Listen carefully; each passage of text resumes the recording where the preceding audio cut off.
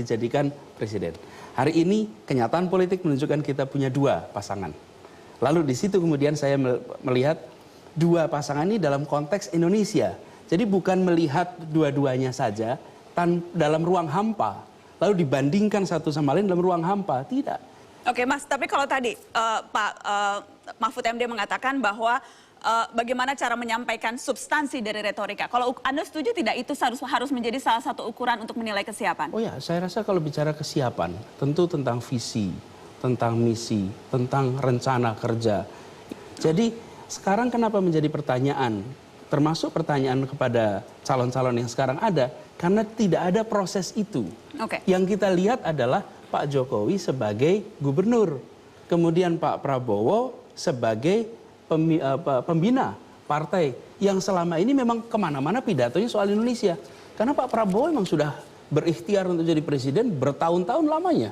Rasanya iklannya sudah cukup panjang di media.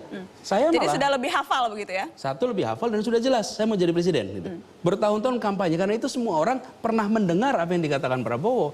Kalau yang satu selama ini gubernur. Dan selama gubernur ya menjalankan tugas sebagai gubernur. Baru sesudah dicalonkan, dia mulai bicara tentang Indonesia. Waktu yang dimiliki untuk menjelaskan rencana jelas berbeda. Tapi juga buat saya malah menjadi menarik. Selama ini kita menyaksikan jika orang menginginkan untuk menjadi sesuatu, maka lakukanlah untuk masyarakat. Lakukan kerja untuk masyarakat. Bukan semata-mata menggunakan dana untuk berkampanye dengan nilai yang fantastis tentunya. Saya sendiri nggak pernah tanya itu. Baik, kira-kira gini saya bilang, kalau Anda ingin jadi pemimpin, lakukan sesuatu bagi rakyat. Dana yang sama bisa dilakukan untuk petani, untuk nelayan, untuk pendidikan, daripada untuk beriklan selama bertahun-tahun. Republik ini membutuhkan. Jadi di situ kemudian kita membutuhkan justru orang yang bukan memburu kekuasaan. Berikan amanat itu justru pada orang yang tidak memburu amanat itu. Saya ingin tanya sesuatu yang personal kaitannya dengan dua tokoh ini. Pak Mahfud, saya waktu itu agak kaget ketika membaca headline Jawa Post. Saya ingin tunjukkan juga ke pemirsa di rumah dan juga penonton di studio. Dijanjikan jabatan lebih dari menteri. Mahfud MD jadi ketua tim pemenangan Prabowo. Saya kagetnya dua hal, Pak. Pertama, saya bertanya-tanya apa sih yang lebih dari menteri? Terus yang kemudian kedua, kesannya ini seolah-olah memang akhirnya transaksional.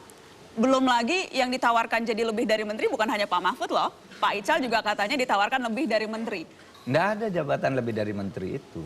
Yang mengatakan Anda loh Pak, ini kutipan kutipan Anda ada di halaman sebelumnya ada. Anda baca enggak itu? Enggak, bukan saya yang mengatakan, itu Mas Duki Baidawi. Mengatasnamakan saya. Di kutipan Jawa Post disebutkan dia pokoknya jabatannya lebih dari menteri. Iya makanya, lebih dari menteri itu tidak ada jabatan lebih dari menteri. Jadi apa yang ditawarkan ke Anda? Oleh sebab itu tidak mungkin karena jabatan menteri, karena di atas menteri itu tidak mungkin saya peroleh. Di atasnya itu kan wakil presiden dan presiden gitu.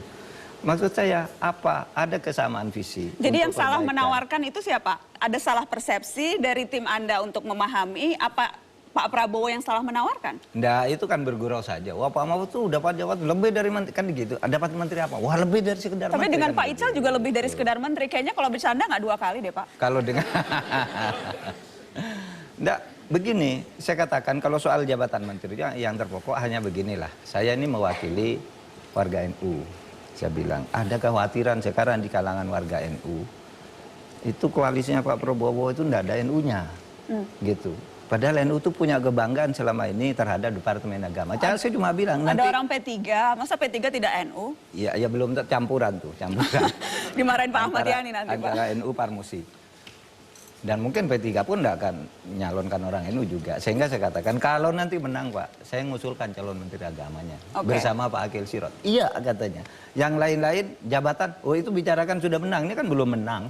Kalau sudah menang baru nanti. Saya tawarkan visi penegakan hukum.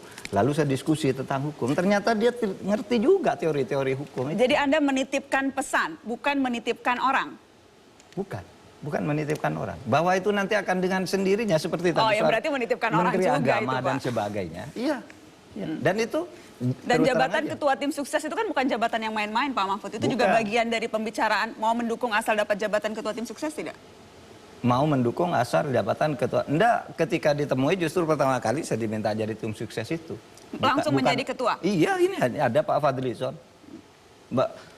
Bahkan begini, Pak Mahfud, di hati kami itu wakil presiden yang paling tepat Pak Mahfud, tapi tiketnya enggak pernah diberikan. Gitu.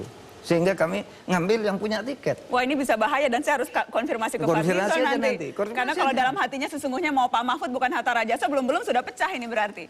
Ya enggak tahu, terserah, tanyakan nanti. Tolong ingatkan saya untuk menanyakan itu ke Pak Fadlizon. Tolong ingatkan saya untuk menanyakan itu. Tanyakan saja nanti, apa benar apa tidak. Baik, Mas Anies, kita juga ada surat yang kemudian Anda sebar ke tim turun tangan. Ada mengapa memilih, judulnya kurang lebih seperti itu. Pilpres, boleh di sinilah saya merasa pasangan lebih sesuai, mereka berdua tidak sepenuhnya kombinasi kebaruan dan sebagainya. Tetapi yang menarik, Mas Anies, ketika kemudian Anda katakan, Anda sebutkan membantu orang baik. Ya. Apakah itu artinya kandidat lain tidak baik? Ya. Saya rasa dua-duanya sama-sama mencintai Indonesia. Mereka ingin melakukan sesuatu untuk Indonesia. Dan di sini saya selalu menggarisbawahi, jangan ambil posisi diam, mendiamkan. Lihat pileg kemarin. Mereka-mereka yang baik itu akan kalah jika orang-orang lain memilih untuk diam. Karena itu kita harus bantu. Nah, saya mendefinisikan orang baik itu tidak mudah. Tetapi paling sederhana katakan orang yang tak bermasalah, kompeten dan baru. Itu yang kemudian saya melihat dalam figur mereka ada. Tidak masalah maksud Anda? Ada hal yang dipertanyakan. Misalnya? Catatan masa lalunya, kemudian track record di pemerintahannya, dan itu kita semua tidak punya bukti lengkap tentang masalah-masalah, tapi ada potensi masalah yang sebenarnya harus dibereskan. Mas Anies, ketika kemudian Anda sekarang secara tegas menyatakan dukungan terhadap Joko Widodo, saya harus tanya sama dengan yang saya tanyakan kepada Pak Mahfud MD, apakah ini memang cara Anda untuk mengunci posisi tertentu supaya tidak ketinggalan ambil bagian di pemerintahan nanti? Ya, sebetulnya lebih aman berada di luar sama sekali, tidak usah membela salah satu, dan itu kemudian jaga hubungan baik dengan dua-duanya. Siapa tahu kalau salah satu dapat, malah justru bisa mendekat, bukan? Tapi kalau kemudian kita lakukan itu, maka saya tidak konsisten. Karena saya selalu kemarin mengatakan bahwa mari kita terlibat, mari kita turun tangan, mari kita pilih. Dan ketika mengambil sebuah pilihan, tidak harus menjadi musuh. Berbeda itu tidak ada masalah. Lawan debat, teman berpikir. Lawan badminton adalah teman berolahraga. Jadi berbeda pandangan di sini bukan sesuatu yang luar biasa. Jadi saya melakukan ini sebagai kesadaran sebagai warga negara. Saya ambil sebuah pilihan yang saya tidak punya beban untuk menjelaskan. Dan saya yakin bila saya sampaikan alasannya masuk akal dan insya Allah bisa dipahami oleh semuanya. Ternyata belakangan baru kita tahu di PAD di Solo itu ternyata menurun di era pemerintahan Pak Jokowi. Kalau nggak jadi wali kota terbaik di dunia. Nggak, itu kan karangan aja. Kalau itu kan karangan coba dari tanya warga Solo dan rakyat.